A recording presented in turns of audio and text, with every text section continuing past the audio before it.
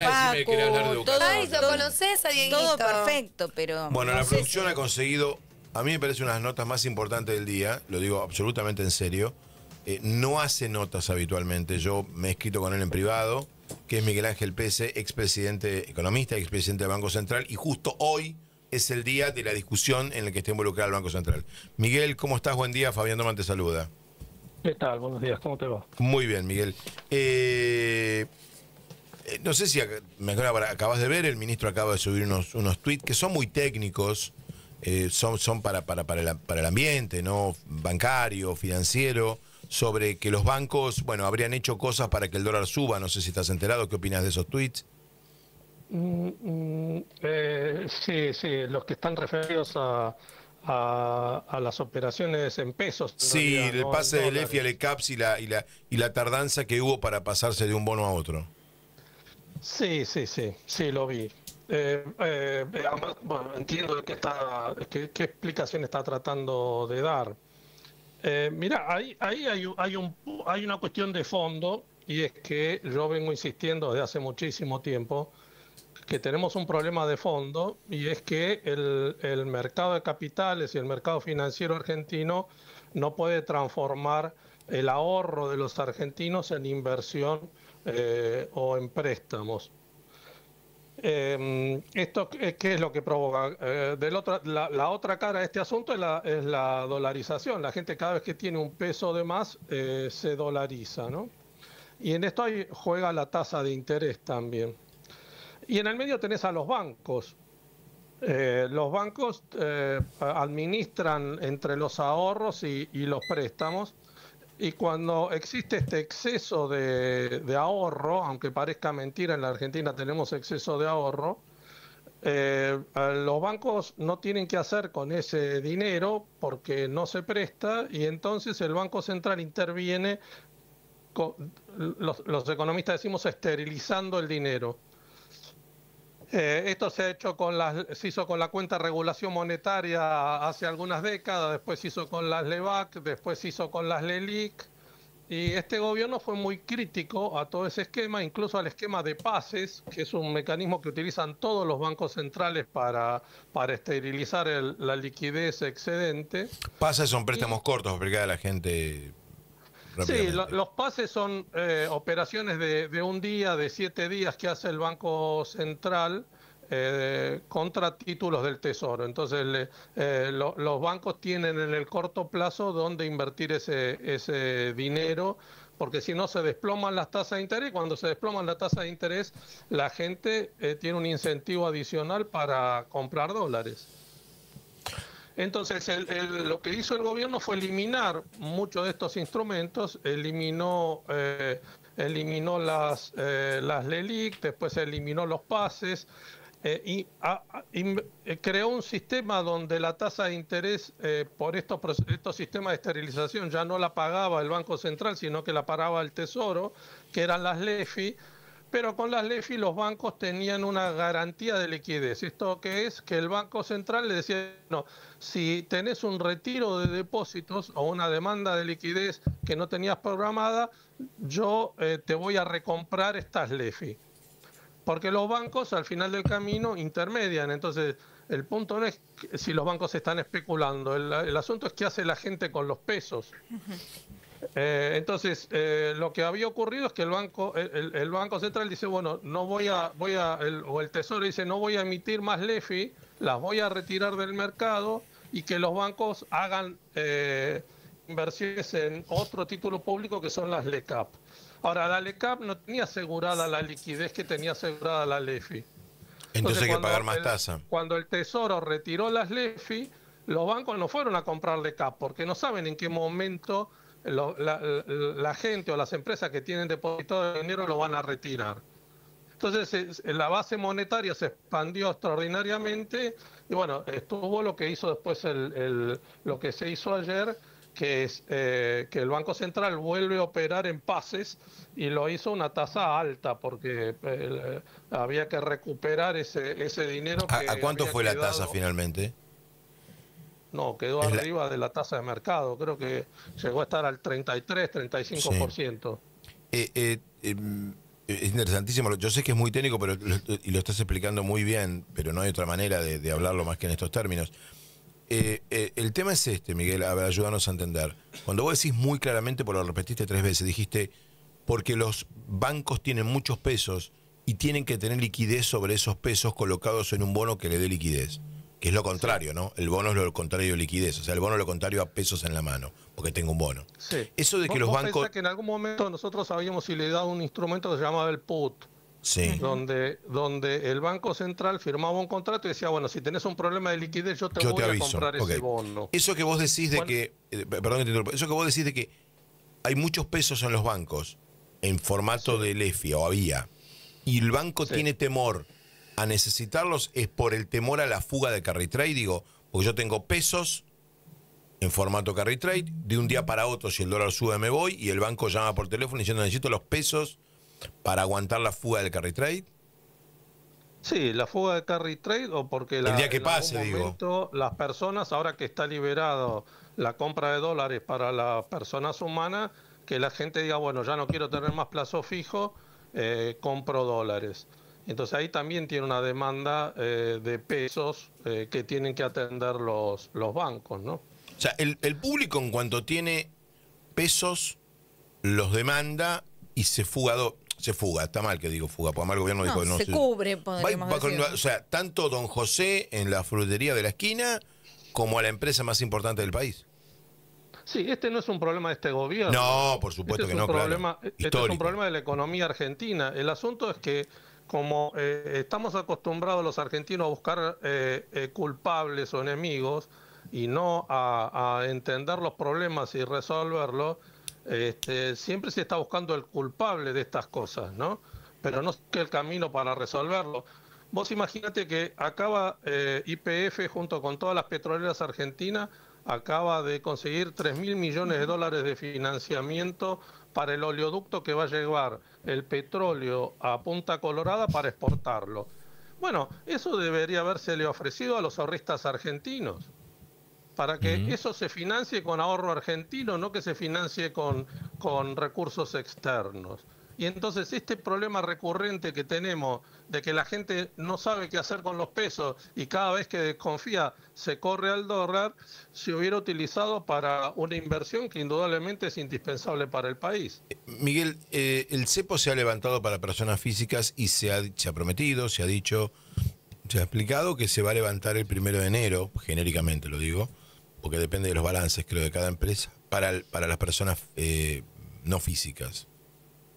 ¿Vos crees que el gobierno va a poder llegar a esto en enero? Bueno, creo que no. Creo que no, porque, mira, acá la clave es la balanza comercial.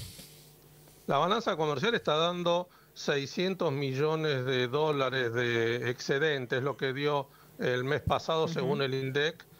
Es posible que este mes todavía sea menor. Vos pensás que se están utilizando 800 millones de dólares solo para pagar el turismo al exterior. Entonces los dólares no alcanzan. La Argentina necesita, yo lo vengo insistiendo, exportar más de 100.000 millones de dólares para poder liberar las restricciones cambiarias para las empresas. Porque no es solo el pago de utilidades, que es a lo que vos referías con los balances, es también la deuda que tienen las filiales con las casas matrices, la deuda comercial que se ha acumulado en este último tiempo. Entonces, liberar ese concepto es muy riesgoso. Le metería una presión al mercado de cambio que yo creo que no podría soportarla. Miguel Ángel, buen día. Laura Ojeda lo saluda. ¿Hay programa económico? Bueno, yo creo que hay convicciones económicas y se trata de enfrentar los problemas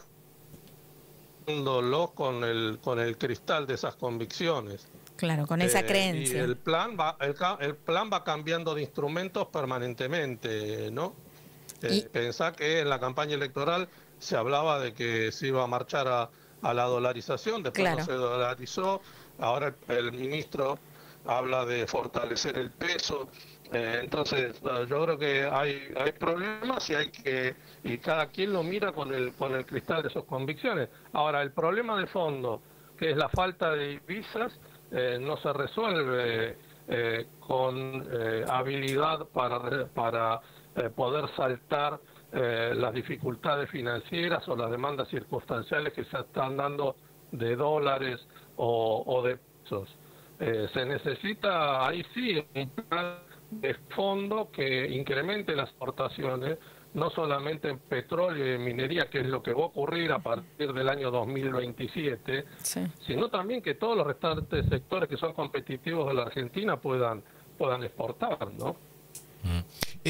Miguel, en un momento Cristina planteó, hace pocos meses, que en un momento de la gestión Guzmán había muchos dólares y que entraban muchos dólares por exportación. ¿Qué pasó mirando retrospectivamente? ¿Esos dólares se gastaron en déficit fiscal? ¿Se pagó deuda? ¿En qué se fueron? No, sí.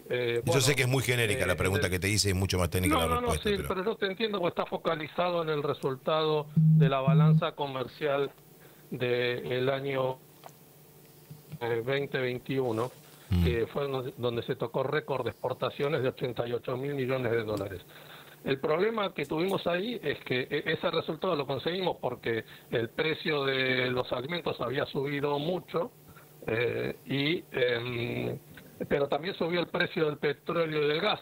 Y en ese momento éramos deficitarios en gas y petróleo. Entonces, la mayor parte de ese superávit comercial, de ese incremento de exportaciones, se lo llevó el pago del incremento de precios de gas y de petróleo. Encima estábamos en un contexto de crecimiento, así que las importaciones de energía aumentaban también por ese crecimiento, ¿no? Entonces ahí fue donde no se pudo aprovechar ese incremento de exportaciones. De todas formas, en el año 2021 se compensó toda la caída del producto que se había producido en el 2020, ¿no? Y en el 2022 se vuelve a crecer.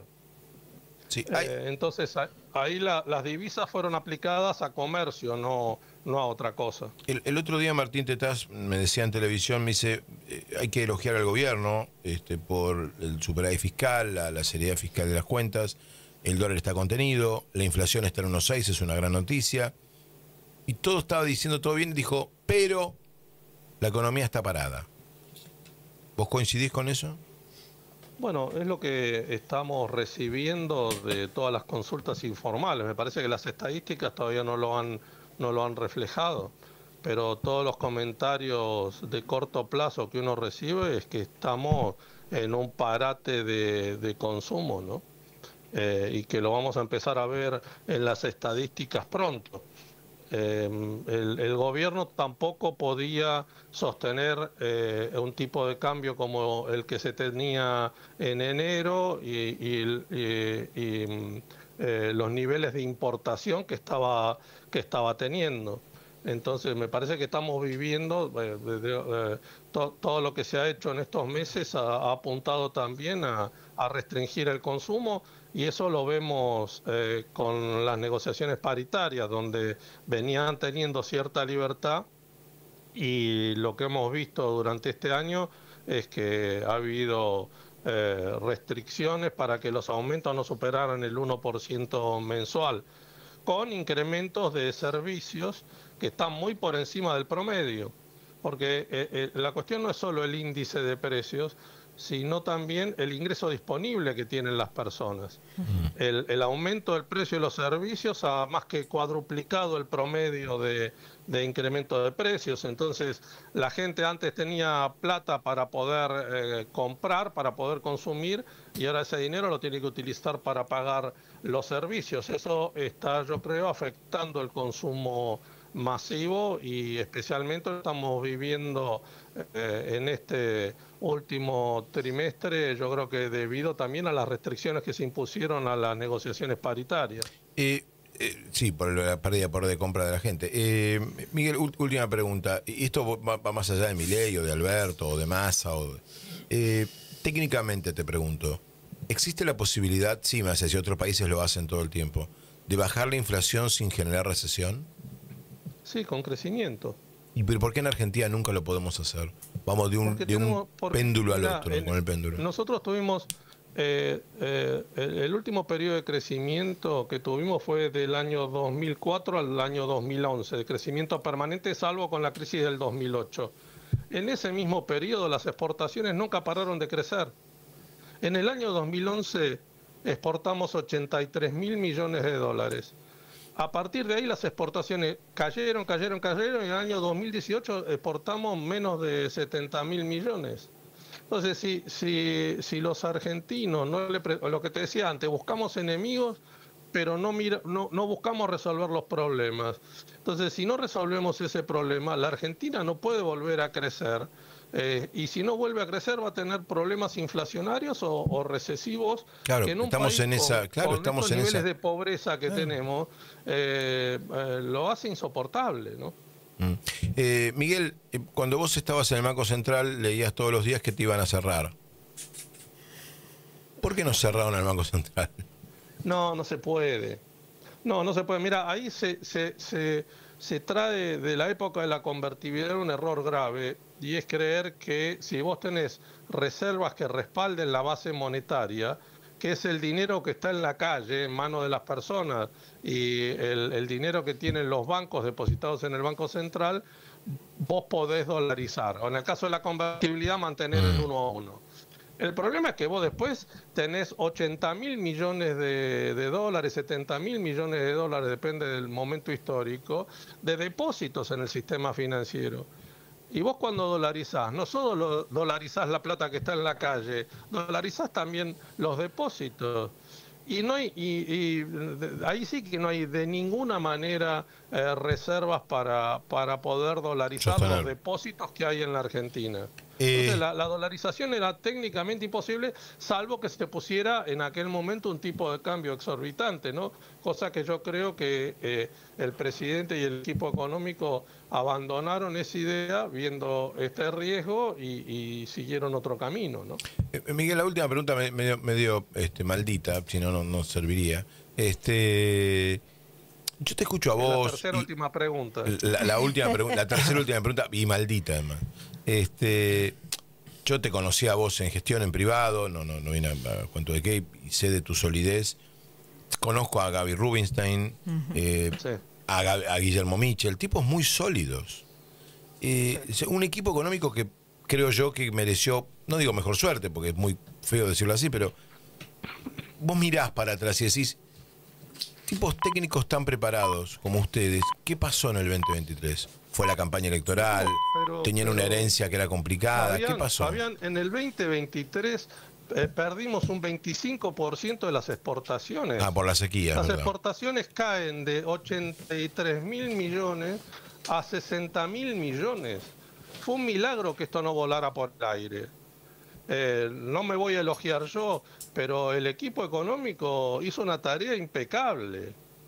Es verdad, no me había olvidado yo de la sequía. Si no hubiéramos tenido esa sequía y hubiéramos vuelto a exportar, nosotros estábamos esperando exportar más de 80.000 millones otra vez en el 2023, la economía hubiera vuelto a crecer y hubiéramos roto la racha de que la Argentina crecía un año y caía otro año. Hubieran sido 3 años de crecimiento seguido. Te voy a hacer una pregunta a lo majul, ahora sí, la cuarta y última pregunta. O sea, ¿que Milei es presidente porque hubo sequía?